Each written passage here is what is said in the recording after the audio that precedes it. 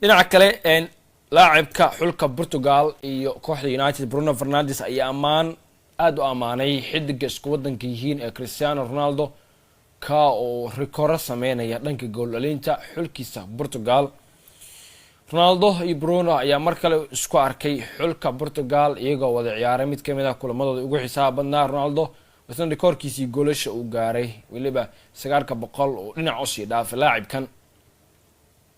ciyaaryahanka Al Nassr ayaa kursiga keedka laga soo kiciyay qaybtii labaad ciyaartii xilli Bruno Fernandes dhaliyay goolka barbaraha. Ronaldo ayaa ahaa midka ciyaarta ka dhaliyay goolka guusha iyadoo ay ka harsan tahay daqiiqado yar taw ammaan uga timid saaxiibkiisii hore United-ka. isagoo hadlaya ciyaartii kadib Fernandes saameyntu mar walba isku mid iyadoo aan loo eegin inuu ku soo bilaado kursiga keedka iyo kale. qof kasta oo soo galay wuxuu sameeyay isbedel.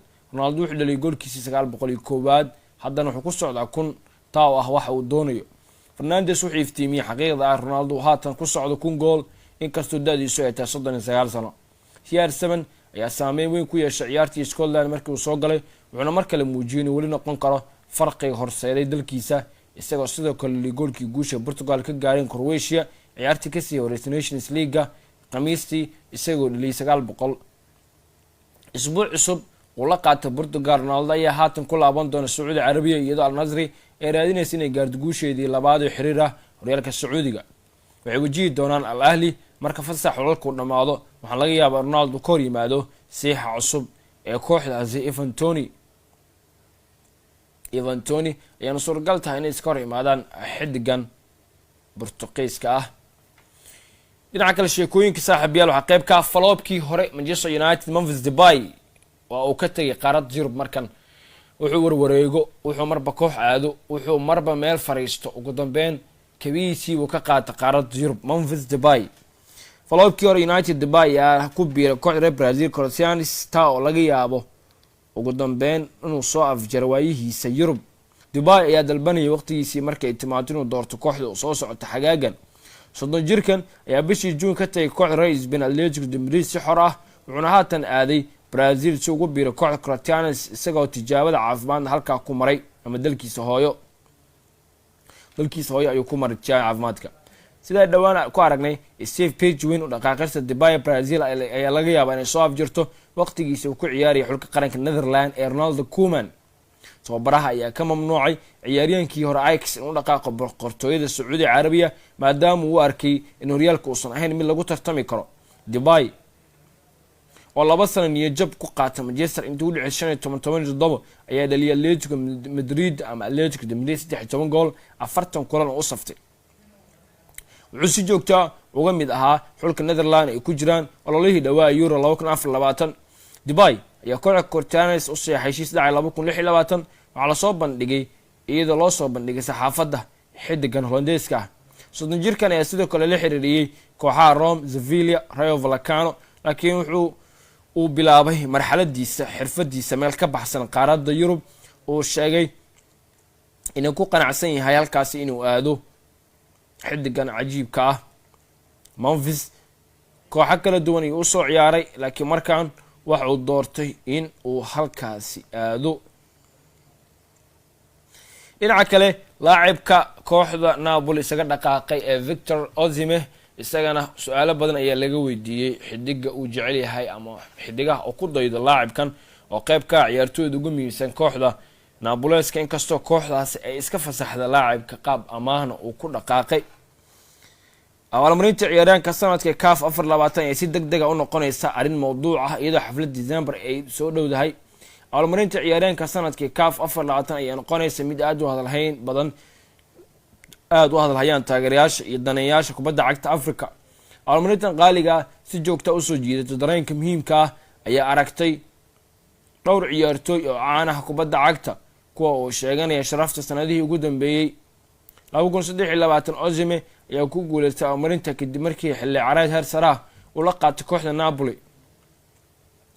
waryahanka ayaa ku dhow inuu yahay mid la hubo inuusan sii difaacan doonin abaalmarintiisa sanadkan marka loo eego dhaawiciisa ee xilli ciyaareedkii liitay kooxda Serie A kadib guushii dhawaan Nigeria ay ka gaareen Jamhuuriyadda Benin. 25 jirkan ayaa waxaa leeyahay miisaamay ciduu aaminsan yahay inay noqon doonto inay ku guuleystaan abaalmarinta sanadkan. Osimhen ayaa sheegay inuu taageerayo Adama Lukman inuu ku guuleysto abaalmarinta Player of the Year ee qaaradda Afrika. Lukman wuxuu ku riyaaqay xilciyaareed heer sare ah, naadi iyo qaranba. wuxuu door mudan ka ciyaaray markii Super Eagleska ay gaareen finalkii AFCON. wuxuu door weyn ka qaatay guushii Atlanta Europe League halka oo final kaga qaadeen Bayer Leverkusen. ciyaaryahankii hore Ab Libzin ayaa sidoo kale 2 jeer oo isku xigta loo magacaabo ciyaaryahanka ugu fiican kooxdu haatan ka tirsan yahay Atlanta si lagu sheegay warbixin soo saartay Soccernet. warbixinta ayaa lagu faahfaahiyay madaxweynihii hore xiriirka kubadda cagta Nigeria Amaju Pinnick uu difaacay weeraryahan Victor Osimhen kadib markuu qaab amaah ugu soo wareegay Napoli uguna biir Galatasaray. xidigan wuxuu aaminsan yahay in laacibka lagu magacaabo Adama Lukman sanadkan oo u qalmo ciyaaryahanka ugu wanaagsan qaaradda Afrika Player of the Year ee CAF ee bixiso. ana xidig cajiib ah laacibkaasi bandhigii waalida uu ka sameeyay tartanka Europa League inuu kooxdiisa u qaaday finalkiina 3 leeg u dhaliyay ayaa ka dhigaysa in xidiga sanadkan uu yahay kan ugu cadcad abaalmarintaas ku guuleysan kara. Pep Guardiola xilligan fariin cad ayaa loo diray ee xulka Ingiriiska. haddii Jack Grealish toddobaadkan uu ciyaar lambarka 10aad ee xulka, fariina loo diray macalinkan Pep waxaa la yiri xidigu boos walba uu ciyaari karaa.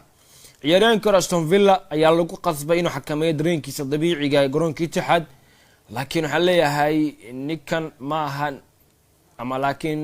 in sida noqoto daacadii waxay u baahan tahay inay ahayd mid kamid ah xagaagii ugu xumaa noloshiisa sababtoo ah maarkarti wax walba ku dhacay hortaada. Jack Grealish ayaa u sheegay ITV Sports kadib markuu dhaliyay goolkiisii ugu horeeyay Ingiriiska tan markii laga saaray kooxda Gareth Southgate. waxay ahayd mid adag laakiin waxay siisay go'aan dheeri ah oo aan dib ugu soo kabsado.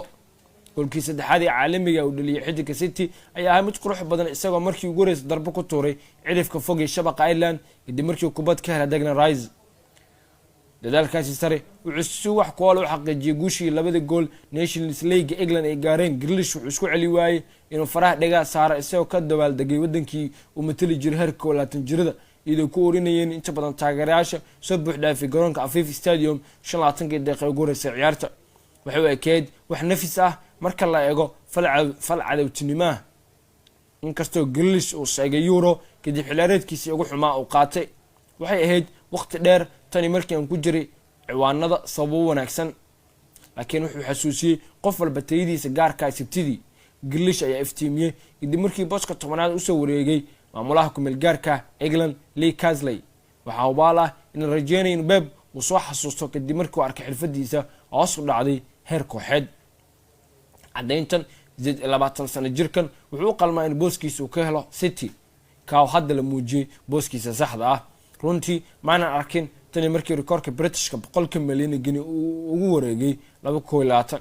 Grealish wuxuu u baahan yahay xorriyad la mid ah si uu naftiisa ugu muujiyo Man City.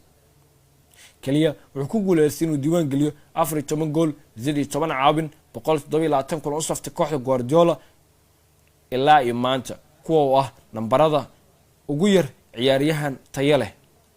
wax badan muusan qaban ayaa lagala jeedaa, laakiin waxaa loo sheegayaa xilligan in ciyaaryahanka uu xitaa lambarka 10aad uu ka ciyaari karo oo aadna loogu fahmay halkaasi inuu ka ciyaaro.